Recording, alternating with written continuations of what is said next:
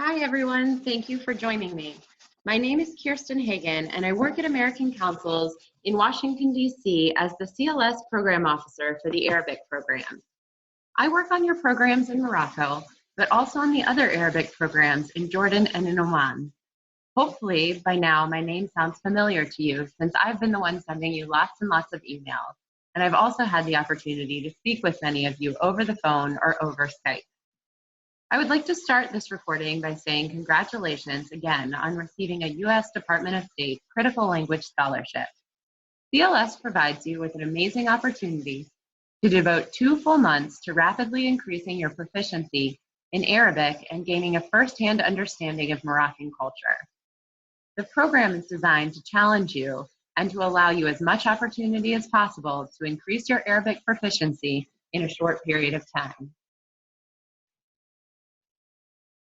Moving on to our webinar for today, my goal in this recording is to get you to start thinking about your summer in Morocco and to begin developing some strategies to get the most out of your program this summer. You will get a lot of information in this video. However, please note that this is not the only time that you'll be getting information about the summer. You'll also receive a participant handbook next week, and you'll receive more information during your orientations in DC and in Morocco. To get you thinking about the summer, we will touch on the following topics today. We'll talk a little bit about your pre-departure orientation and what to expect here in DC. We'll talk about your institute and the academic program. We'll talk about your language partners and your host families. We'll talk a little bit about your identity abroad, and then we'll get into your clothing choices while in Morocco and a little bit of information about health and safety. I hope that all of this information will get you to start thinking and researching, if you haven't already, about what it may be like this summer on the program and in Morocco. First, I'd like to share what you can expect in the upcoming month. If you're going to McNess, your pre-departure orientation, or PDO, will start on June 6th. If you're going to Tangier, your PDO will start on June 16th. On June 16th or June 6th, you will be arriving in DC on that day, and there will be an evening reception that night. On the following day, that will be your full day business casual orientation. During the full day orientation, you'll have several sessions, including guest speakers from the U.S. Department of State and career professionals from various industries. You will also get to hear perspectives from alumni, and there'll be plenty of time to ask them about their experiences on the program, so please come prepared with questions. The following day, June 8th for McNess or June 18th for Tangier, you'll fly out as a group from DC to Casablanca. Upon your arrival, you'll be met by your resident director and Alim staff, who will pick you up in a bus and take you to your respective host cities. Please know that you'll get more information about who your resident director is when you come to DC for the pre-departure orientation. Students going to Morocco do not need a visa if they will be in the country for less than 90 days. Therefore, you do not need to mail your passport to our office prior to your PDO. However, please make sure that you remember your passport when you come to Washington, D.C., and that it's valid until March 2020, and that it has at least 2 blank visa pages. Oops, sorry about that. The CLS program has 2 sites in Morocco, 1 site in McNess and 1 site in Tangier. Both of these cities will give you a unique look into Moroccan life and culture.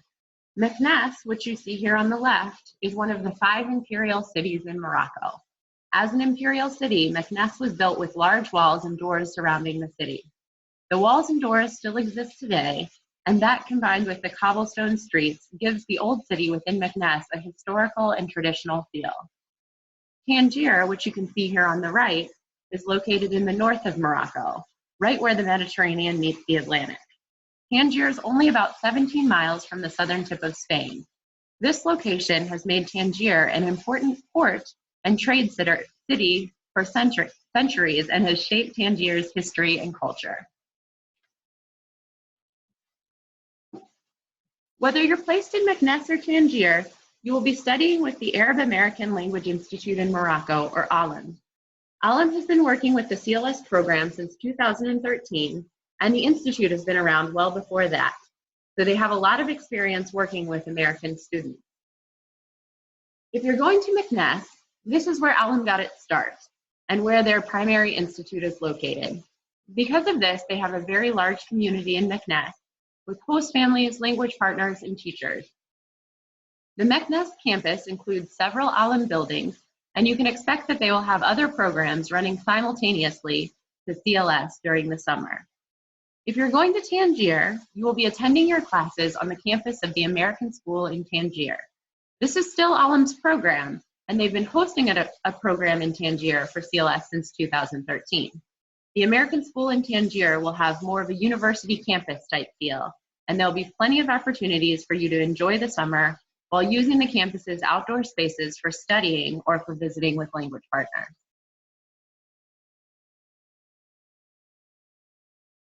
Now that you've been introduced to Alum, let's talk a little bit more about what to expect from the summer program. On this slide, you'll see a sample weekly schedule. Please notice that the times may shift a little bit before the summer, but this will be the general structure for your week.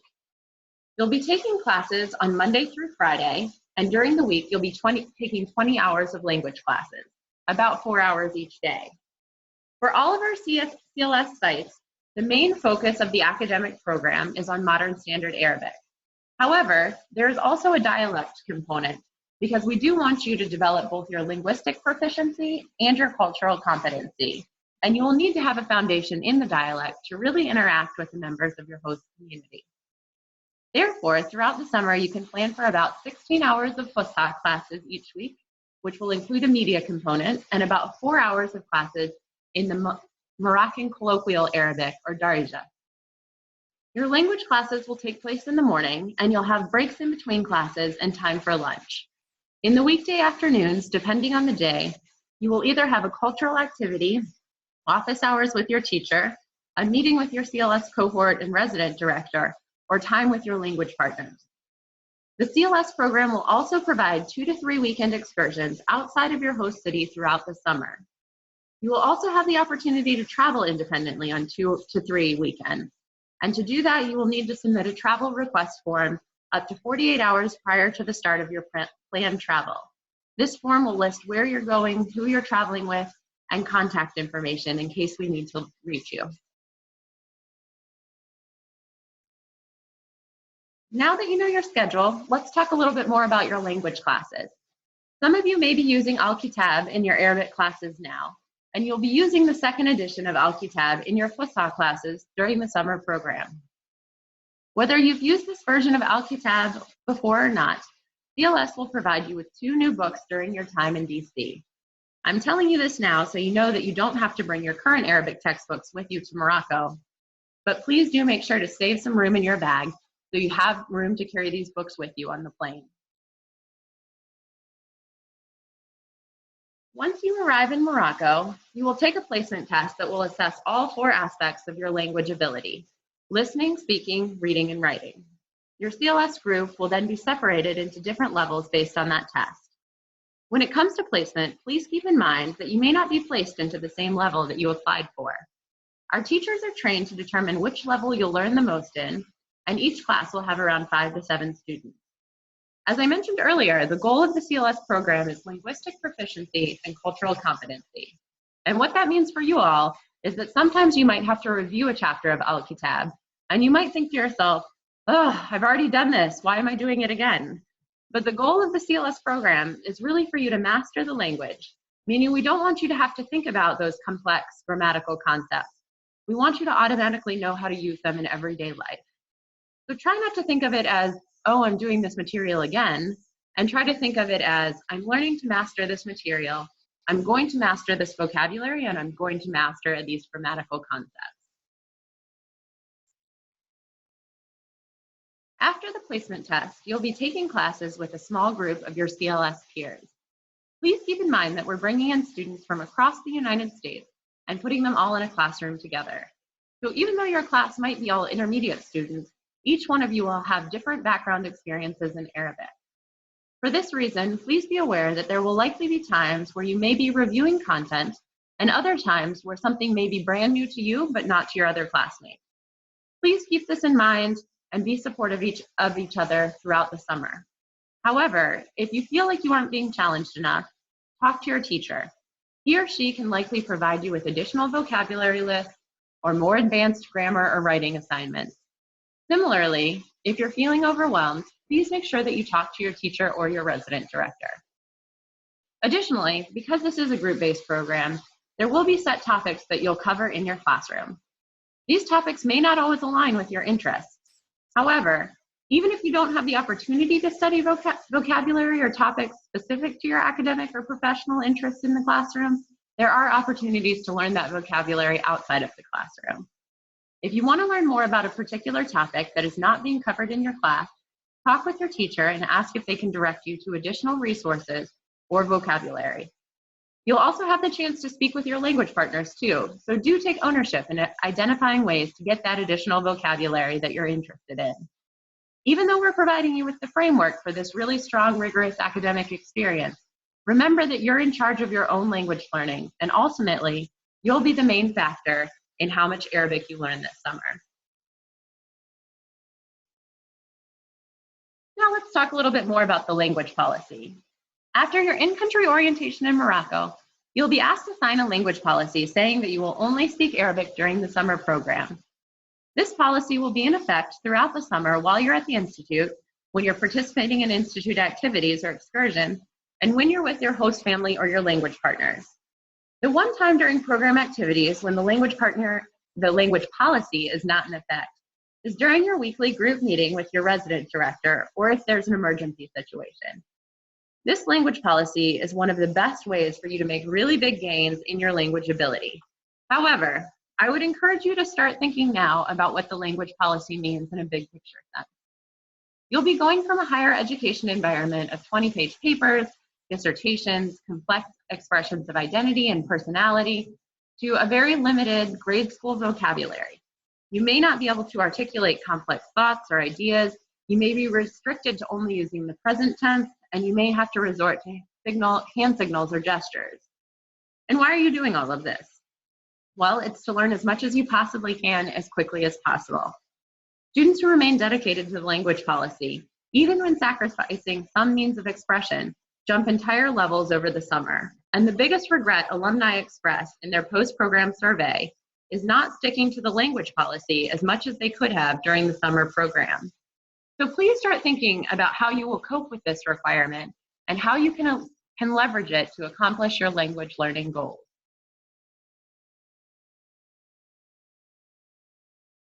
In Morocco, you're going to be living in a multilingual environment. I recognize that this is not common in all communities in the US, so we want you to prepare for it ahead of time. And often, that starts with adjusting your expectations. As mentioned, people in Morocco speak an Arabic dialect called Darija, and you're also going to hear several other languages throughout the summer, including French and Spanish. It will be common that people are speaking many different languages or throwing a French or Spanish word into Arabic. If this happens, often the best thing you can do as an Arabic learner is to redirect those conversations back to Arabic. So if you ask someone a question in Arabic and they answer you in English or they answer you in another language, respond again in Arabic. Try to push them in that direction and they'll likely be impressed that you're trying to learn Arabic. Additionally, outside of CLS activities, most people will speak to you in Darija and not Fusha. Even though CLS Arabic is primarily focused on Fusha, CLS is a cultural program, and to fully engage in the culture, we do expect that students learn some of the dialect. Fortunately, you will be getting dialect classes in your regular classes at Alim, so you will be able to engage in those conversations. We do understand that Darija is very different, and some students find it frustrating using a different dialect than what they're used to. But you will have a much better program being able to speak to members of your host community in their own dialect. So try not to get frustrated, and remember that a lot of people, especially people who have higher levels of education, will understand MSA. So please feel free to fill in the gaps of your Darija with your MSA skills. If you want to go ahead and get a head start on words and phrases in Darija, there's a Peace Corps resource on Moroccan Arabic that you can download for free online. It has a lot of useful phrases, and students in the past have recommended it as a good resource to use. So if you want to check it out, the link's right here on the slide. Additionally, you could talk to CLS alumni to see if they have other resources that they would recommend. The final thing I want to say about this is try not to take linguistic misunderstandings personally. It can be really frustrating if you've taken a lot of MSA classes and then you get to Morocco and you feel like the dialect is very challenging and you don't understand what people are saying. But all of that's going to come with time, and you'll be shocked to see how quickly you'll be able to pick up some of those phrases and start using them. The best thing to do is to keep a positive attitude and approach any misunderstandings with a sense of humor. They will happen, and they'll be good learning opportunities. Finally, remember to give yourself some credit. What you're doing is really hard. Running errands in the US might be easy, but doing them in Morocco will take extra time and it'll take extra effort. So don't be surprised if you feel more tired or if you don't always feel like you're making progress. But this is normal, and every year we see significant proficiency gains as measured by the OPI from before the program to after the program. We are confident that you're going to make strong gains in your ability to speak and understand Arabic and navigate the local culture, even if you are occasionally frustrated and sometimes feel like you aren't progressing. Another big component of your language learning this summer will be your language partners. Language partners at Alim are typically Moroccan students from your host community who are interested in working with American students on their Arabic. During the summer, you'll be paired with a language partner of the same gender. You'll meet one-on-one with your language partner for 3 hours each week. Your weekly conversations with your language partners are a unique opportunity for you to practice your Arabic in a less structured environment and to build relationships with Moroccan students who can help provide you with a nuanced understanding of Moroccan culture. It's important to point out that you get out of the relationship what you put into it. Meeting with a language partner will feel awkward at first, especially if you're at a lower level of Arabic. Once you get through the greetings, then you'll have to figure out other things to talk about. So start thinking about topics now that you may want to talk about with your language partner or things you might want to learn about Moroccan culture. For example, if you really like cooking, maybe you can walk through recipes together in Arabic, or you can ask questions about traditions around certain recipes. These are excellent topics of conversation, and they'll help you learn more about the culture, and you'll improve your Arabic while doing so. Your language partner can also help you navigate the local city. If there's something that you want to do in your host city, for example, maybe you really want to join a local gym, but you don't know how to do that, you can talk to your language partner to see if this is something that he or she can help you with. Please start thinking about these things that you're interested in now. And remember that it can be awkward for your language partners too. So any research that you could do in advance to think about what you want to learn from your language partner is appreciated on both sides. The final thing I want to say about your language partner is that you should avoid initiating activities where they feel obligated to spend money. Language partners do receive a small amount of money to cover their expenses of meeting with you, but this is a volunteer position. So if you do want to take your language partner to a cafe or something like that, please do offer up front to pay for their coffee or tea.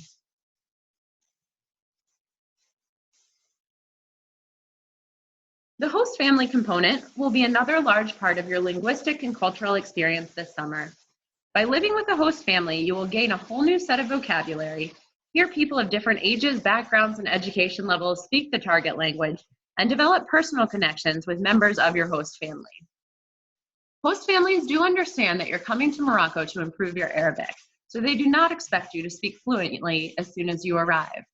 Please don't worry if you've never been overseas or if you've only studied Arabic for a year.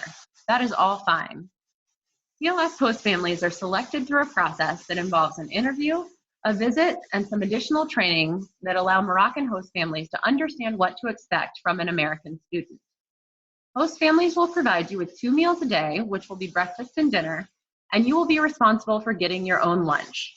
This lunch cost has been factored into your student stipend, so you should be able to get reasonably priced meals around your institute during the weekdays. In Morocco, please know that we typically have 2 CLS students placed with each host family, so do expect to have a CLS roommate of the same gender at your host family's home. You'll be given more information about your individual host family about a week before you arrive to Washington, D.C. What I can say at this point, however, is just as each of you are unique, each of your host families will also be unique. Some families may live very close to the institute, others may live up to a 30-minute commute away from the institute. Some families will have children, some will have extended family living in the home, Some families may have traveled extensively outside of Morocco and others may not have.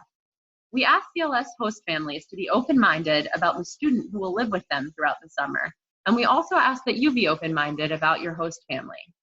There will be a diversity of experiences related to host families, but there's a lot that you can do to make this a positive experience. I encourage you to start brainstorming now ways that you can engage with your host family before you come to pre-departure orientation in DC. And feel free to reach out to alumni about this and ways that they were able to engage with their host family. They really are a great resource. I know a lot of you may be thinking that you want to bring something to give to your host family when you meet them. We understand that it's hard to purchase gifts when you don't know who you'll be living with. The online handbook and your site-specific handbook that I'll be sending out next week provide a good overview of things to consider when looking for host family gifts. But in general, our advice is to bring a gift that allows you to share something about your background, something from your hometown, your home state, or your university that can be shared with members of your host family, rather than trying to find the perfect individual gift for each member of your host family based on their gender and age. Gifts that provide context about your life in the US can be great icebreakers, and they can help start meaningful conversations with you and your host family members. When preparing to live with a host family, please know that life in Morocco is very communal. Therefore, you should not expect the same amount of alone time that you might have here in the US. And often, Moroccan homes are built to provide more communal space, so expect that bedrooms will be smaller with more space in the common areas. Additionally, personal space is perceived differently. And if you have host siblings, they may come into your room without permission and touch your things, or your host mom may come into your room to tidy up. If you have something that you don't want touched, you should bring a small luggage lock and lock it away in your suitcase. It's not that your host family members are trying to be disrespectful. It's just that they're very curious about you and they come from a communal background and cultural context. So please just keep that in mind. Finally, I do want to mention that there will be some site-specific host family policies. And the first one is that there is a curfew. In both Meknes and Tangier, students will have a curfew of 10 p.m. on weekdays and midnight on weekends. I will say that most students don't have a problem with the 10 p.m. weekday curfew because you will have a very intense schedule, so you will likely be very tired throughout the week. However, it is important that you abide by these curfews throughout the summer out of respect for your host families. Please also note that you're not allowed to have outside visitors stay with your host family. So if you do have friends or family who are visiting Morocco during the summer, they're not going to be able to stay with you. On the same note, however, it is important to mention that all program activities are mandatory and the program schedule is always subject to change. So it can be difficult to plan to meet up with family and friends during the 8-week program. Additionally, it's not appropriate to invite CLS students of the opposite gender over to your host family's home. If you invite CLS students of the same gender, you should always clear it with your host family first, and you should never invite anyone over during meal times. Finally, there's a very strict no alcohol and no smoking policy when you are at your host family's home. Again, this is to make sure that you're being respectful of your family. In anything that you do, please be aware that honor is a very important value in Moroccan society, and your actions while staying with your host family can affect their honor. Now let's talk about maintaining a diverse identity in Morocco and some of the challenges that CLS students have encountered with this in the past. This is just an overview, but hopefully it will help you to start thinking about how this might affect you and your peers this summer. It is likely that most students will find their identity in Morocco to be perceived differently than it is in the United States. The most obvious example of this is that you will likely be hyper aware that you are an American and an Arabic language learner. The way that we walk, our gestures, our mannerisms, how we stand, and our constant smiling are dead giveaways about where we are from, and that's okay. There will also likely be other aspects of your identity that you may become more aware of during your time in Morocco, including gender, race, religion, and sexual orientation. I want to talk about each of these briefly today, and if you have any specific questions about these topics and how they relate to you, I'd be happy to talk with you individually. The first thing that I want to talk about is gender relations and gender roles in Morocco. You can expect relations between men and women to be different than what you are used to seeing in the US. You'll notice that in Morocco, you see a lot more men interacting with men and women interacting with women. And it can be challenging to make friends with somebody of the opposite gender outside of a professional or academic setting without having marriage implied in that relationship. So do be mindful of your interactions. Additionally, many CLS students find that it can be frustrating to encounter more restrictive gender roles.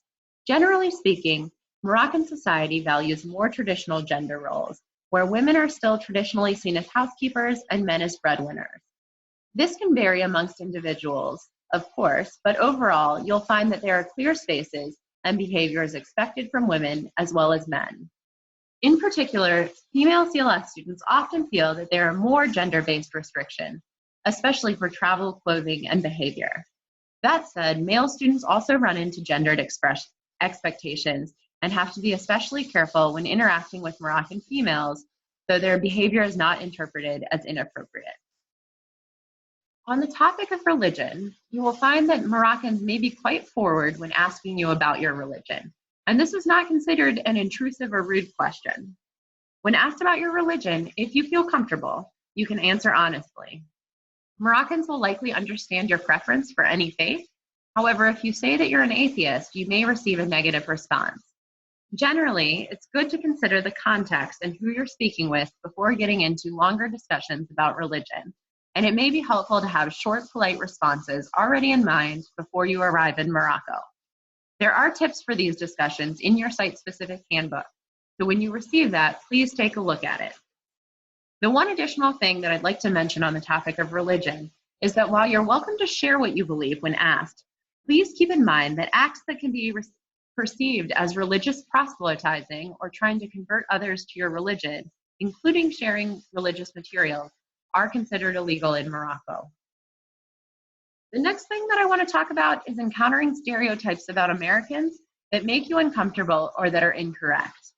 Although you will be in relatively large cities, the people you meet will have differing exposure to Americans or to American media or entertainment. There is still a persistent stereotype that an American is white, though anyone who is not white might get miscategorized and sometimes in quite hurtful ways. For example, Asian American CLS students report that they have repeatedly been called Chinese, and African American students report that they have been called African or associated with negative stereotypes of African Americans. These comments and the feeling of not being American enough or being asked the question, but where are you really from, can be jarring and incredibly frustrating. Additional frustrations for CLS students of color are that they sometimes feel the burden of representing not only themselves, but their entire community to people they meet overseas.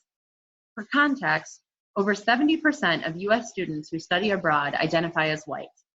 Although CLS does have a higher participation of students of color, we haven't quite achieved our goal of representing the true diversity of US higher education on the CLS program.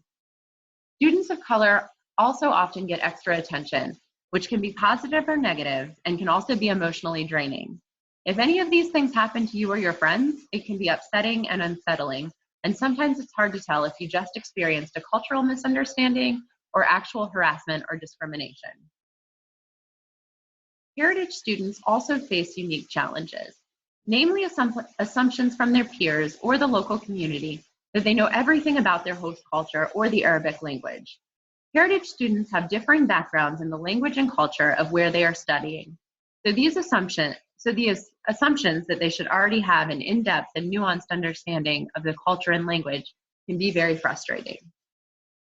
LGBTQ students will also face unique challenges in Morocco. Sexuality and gender identity issues are not really discussed openly in Moroccan society, and same-sex relations are still considered illegal. If you are an LGBTQ student, I strongly encourage you to be guarded about what you share, even with your language partner or host family who seem to be quite open and do genuinely care about you.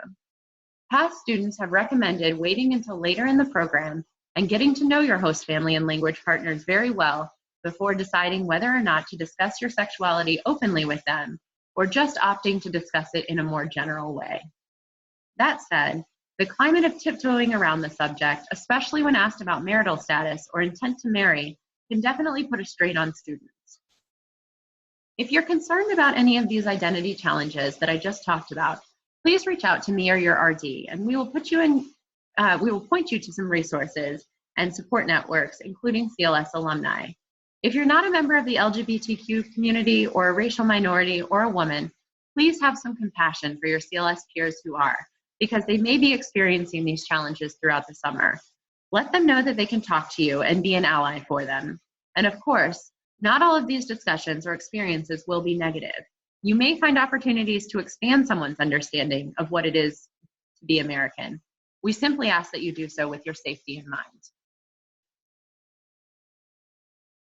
Now we're going to shift topics a little bit and speak more about the clothing guidelines while you're in Morocco. These guidelines will be in your site-specific policies, and they are strictly enforced. So we do want to give you plenty of time to begin thinking about what you're going to pack for the summer. For women, you should plan to wear long-sleeve shirts that are 3/4 length or longer. Please do not wear tank tops, as this would be considered very disrespectful. Additionally, please make sure that any tops that you bring are loose-fitting and have a high neckline. Tops should also be long enough that they do not show the small of your back when you're seated. For pants, you should plan to bring long, loose pants or long skirts without slits. It will be summertime, so consider items that are lightweight and breathable. The final thing to keep in mind is that sheer fabric does not make you covered, so please make sure that the clothing you bring is not see-through.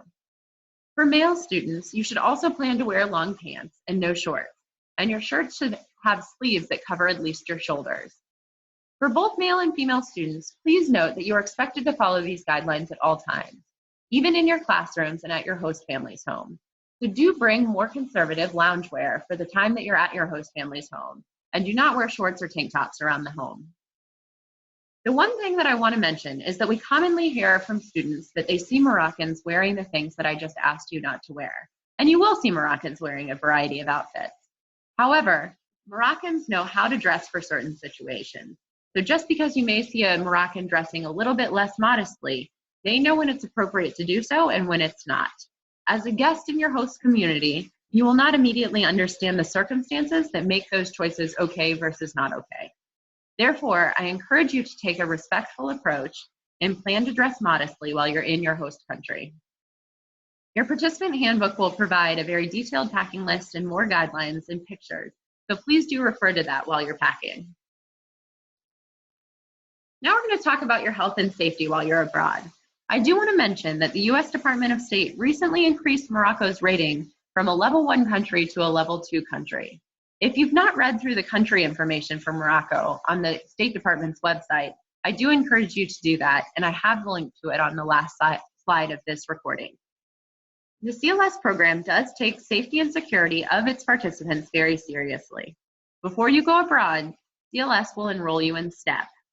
STEP notifies the embassy that you will be in Morocco. We'll provide your cell phone number and your host family's address when we're registering you. So if there's an emergency in Morocco, the embassy there will know how to find you and to check to make sure you're safe. There will also be a regional security officer briefing at the beginning of the program where someone from the U.S. Embassy will come and talk with you about security in Morocco.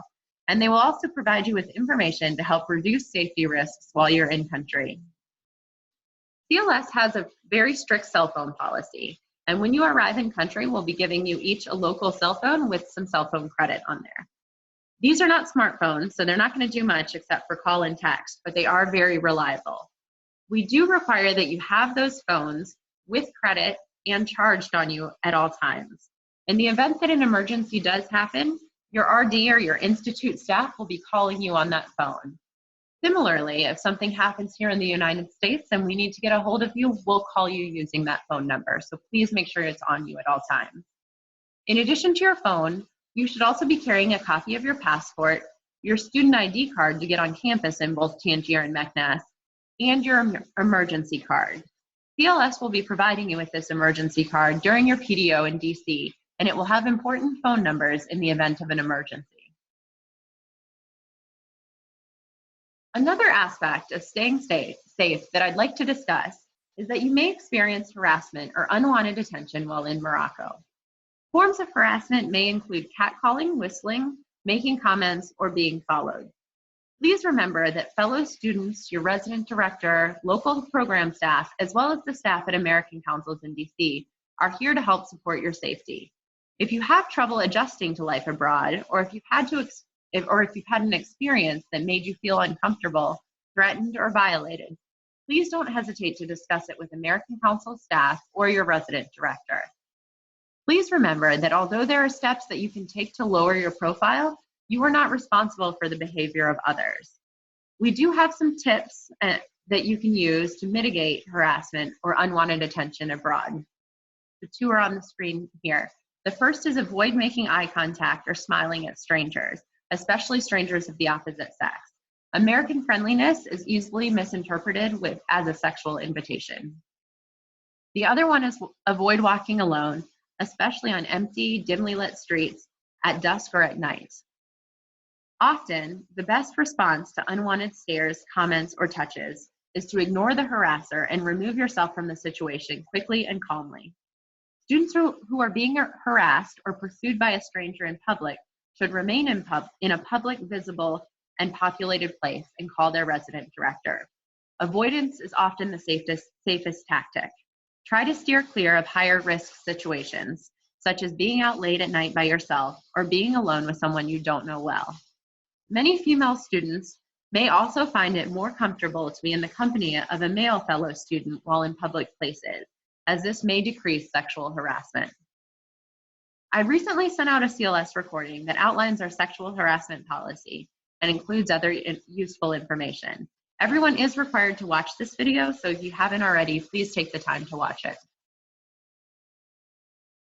We'll talk a lot more about health and safety when you arrive in DC and for your PDO and in your in-country orientation, but there are a couple additional points that I want you to start thinking about now to prepare for your time abroad. The first is Wi-Fi. You will have access to Wi-Fi at your institute, but your host families are not required to provide you with Wi-Fi. There will be internet cafes where you can access relatively cheap internet. However, you should prepare for Wi-Fi to be different from what you're used to in the US.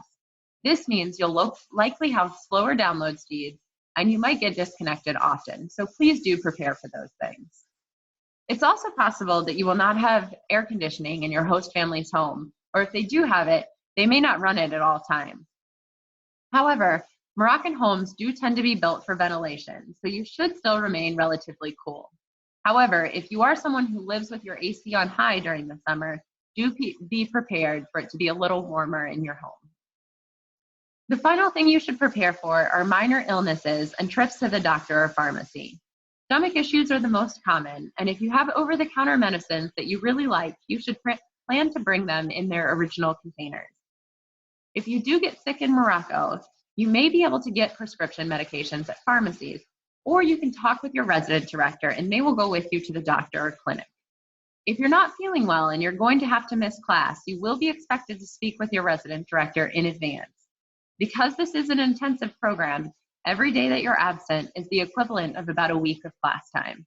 So you definitely want to make sure that you're taking care of yourself and you're doing the things you need to do to stay healthy throughout the summer. The last thing that I want to share with you are some resources. So if you look at the left-hand side, I have some links to different websites. The first link is Diversity Abroad. This is an organization and they have a really great website. They've developed different profiles that provide students with more information about what to expect when traveling abroad. The second link is to the U.S. Department of State's page for students traveling internationally. And this has a lot of really good general information that you should be aware of. The third link is specific to Morocco. It's the State Department's page on Morocco. Here you'll find general information about Morocco, laws in Morocco, and other information regarding your health and safety. The fourth link is to the CDC's page on Morocco. I hope you all looked at this while you were having your medical forms completed, but if you didn't look at it, please do take a look at it now. It lists lots of important health information in Morocco, as well as information on immunizations. The last link is to the CLS Arabic Facebook page. I know a lot of you have already joined this, but if you haven't, you should consider it. It's a really good way for you guys to meet one another before you come to DC for the pre-departure orientation. And it's another good way to get in touch with alumni if you have any questions. On the right-hand side, I have the required readings and videos that I've sent you links to, and those should be in your email. The first one is the online handbook. You received this in the very first email you received from me when you were accepted into the program. If you can't find that link, you can get to the online handbook through our website on the left-hand side where it says participants. The second thing is the virtual pre-departure orientation. We sent this out about a month ago, and this is general information for all CLS students, but there's a lot of good information on there that I didn't cover in this video. I sent out the ASPE health benefits video and the CLS sexual harassment policy video out together. I sent them out about 2 weeks ago, so those should be in your email as well. And then just this week, you received your alumni resource guide and your alumni mentoring information. The alumni resource guide is a really, really nice resource. It's going to be Arabic alumni from any year that the program's been around. So there's going to be a good group of alumni from the Moroccan programs in there. And so if you have any questions, the alumni who have volunteered to be a part of this guide have indicated specific topics that they're willing to talk about and they feel comfortable talking about. So if you have any questions, you can go in there, look for alumni who are willing to talk about whatever topic you'd like to talk about. And then the alumni mentoring is if you want to be paired up one-on-one with an alumni who you can talk to more often. Coming soon, next week, I'll send out your site-specific handbook. I know I did this webinar together for all students going to Morocco, but your site-specific handbook, you'll get one specific for Meknes if you're going there and one specific for Tangier if you're going there. And then also next week, you'll get information on your student stipend. So that will be the amount that you'll be receiving, as well as what that stipend should be covering during the summer program. That's all I have for you now. As always, I'm always happy to talk. If you have questions, feel free to give me a call or send me an email. You can also reach out to alumni. They're a good resource if you have questions. But if not, please make sure that you look over all of the required readings and videos. And I look forward to seeing you very soon in person here in DC. Thanks.